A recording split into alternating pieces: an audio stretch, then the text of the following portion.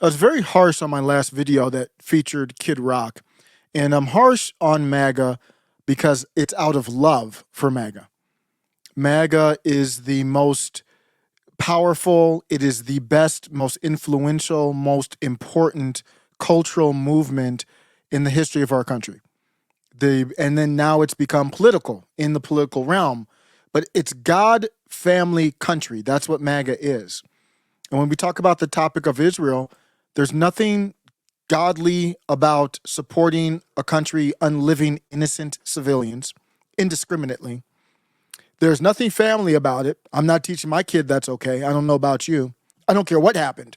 There's people who have unfortunate, unlived, they got all kinds of tragedies, crimes against them, and the parents and the family of those people do not indiscriminately go around unliving other people to get revenge.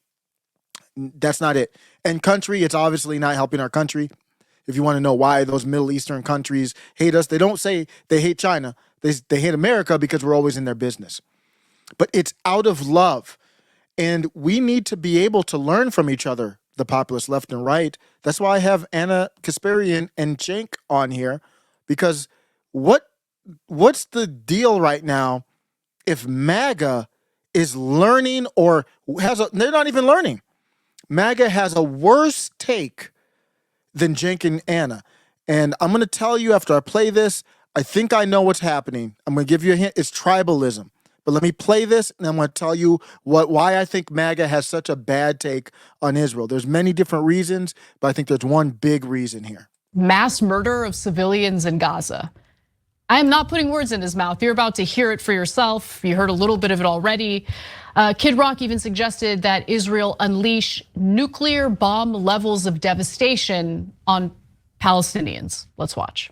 That's the only thing people understand. So remember, the feedback that I got was saying that this is bad. I'm not even against Kid Rock. I used to live in Detroit. Kid Rock used to go to the hip hop shop way back in the day. I went to Detroit after that was popping off, but Eminem, Royce the 5'9", Proof, many other MCs. He was a hip hop dude back in the day.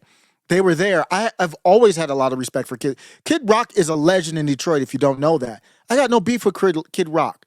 And this was a good discussion that Joe Rogan handled very well.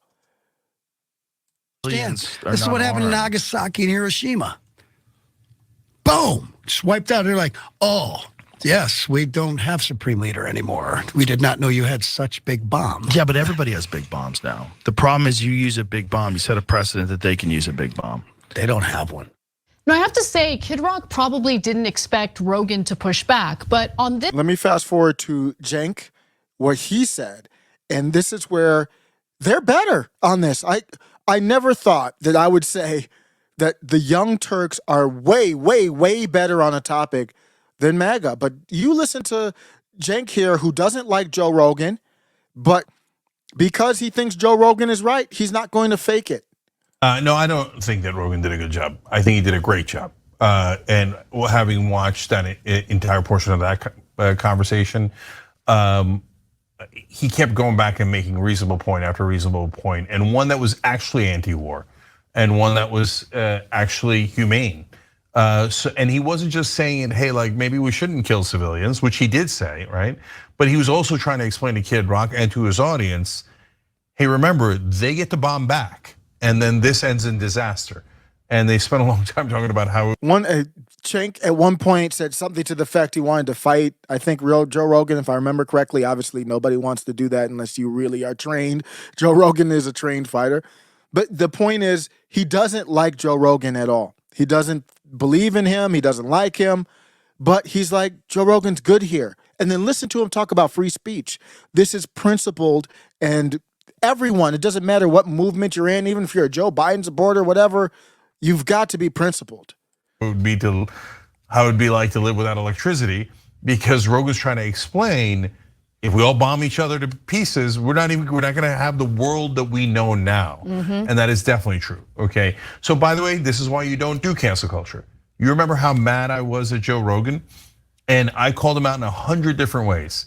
But when people say he should be fired and Spotify should take him off, I said no, okay? Because partly, principled stance. When you listen to Cenk, he's actually a likable dude. He was on with Tim Pool in the Culture War, and he actually did very well there. I don't agree with him on everything, but it was a good discussion. Two guys that don't really like each other, but are principled enough to have the discussion. I like Cenk, even though I've had problems with him. And regardless of all that, you can learn from somebody else that's on the opposite side, you could say. Like just canceling someone because you don't agree with them and making sure they're never allowed to speak is a terrible idea, because people are more complicated than that. And sometimes the guy you don't agree with and fervently don't agree with on a topic might come back around on a different topic and make a great point. 100%. And so look, I get super frustrated with Rogan when he buys into right-wing talking points and he goes down a path that I don't think is factual. So I don't like that part, that nonsense. But that's the only part in this whole thing that I didn't like. The Young Turks are getting better, on a side note. TYT is getting a lot better. I'm not surprised, because Anna Kasparian came out a while back and said, I'm not doing all this, I have to take a position to be in the populist left type of thing. And is feeding into like some of the emotions that people have, etc. On the other hand, he's not, and especially Rogan, because he's not dishonest. He's trying to get at what's true. Sometimes he doesn't, and it frustrates me, but at least you can see him trying, right? So great credit to Rogan on this one. And guys, it's not that hard. I know everywhere. So when was this? I was on with I consider him a living legend, Craig Pasta, on his new channel, Pasta to Go. And he was saying the people on the left, they're more open to having people on the right on their shows, like Kim Iverson, Jimmy Dore, those types, himself. And Cenk here is giving Rogan credit, and we don't see that too often the other way. We do see it sometimes, but we've got to have that both ways. When it's time to give credit, let's give credit.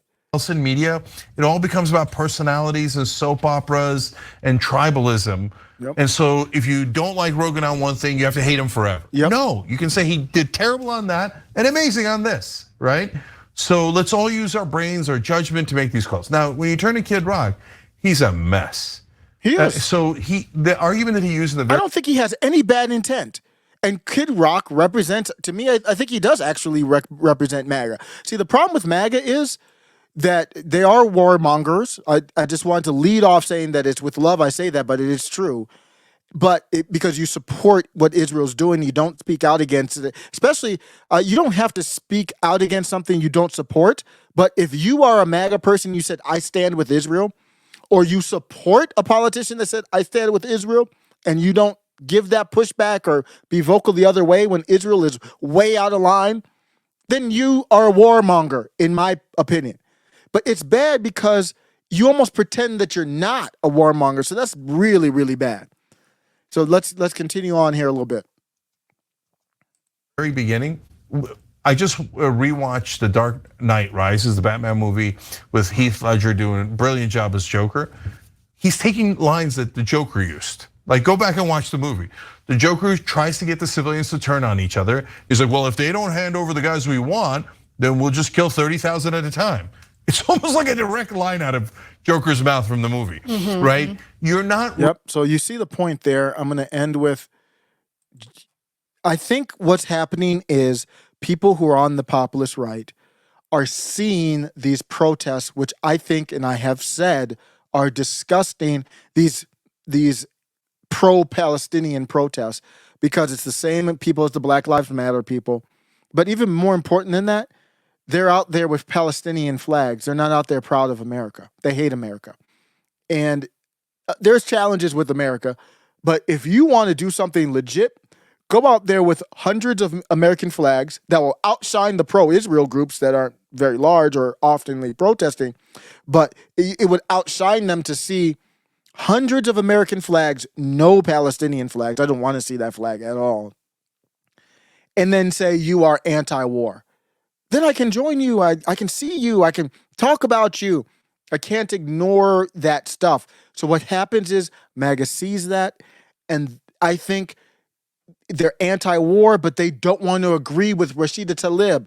Who cares? Rashida Tlaib is inconsistent, she's problematic, but she's right on Israel very often. It's okay to have a take, and Well, how did you think this country was going to be saved?